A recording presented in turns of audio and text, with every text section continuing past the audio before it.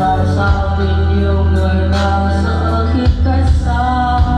Điều anh lo lắng cứ vẫn luôn xảy ra, nếu không tôi thấy chẳng có ai sống được vì thiếu mất yêu thương. Thời gian giết chết cuộc tình còn đau hơn.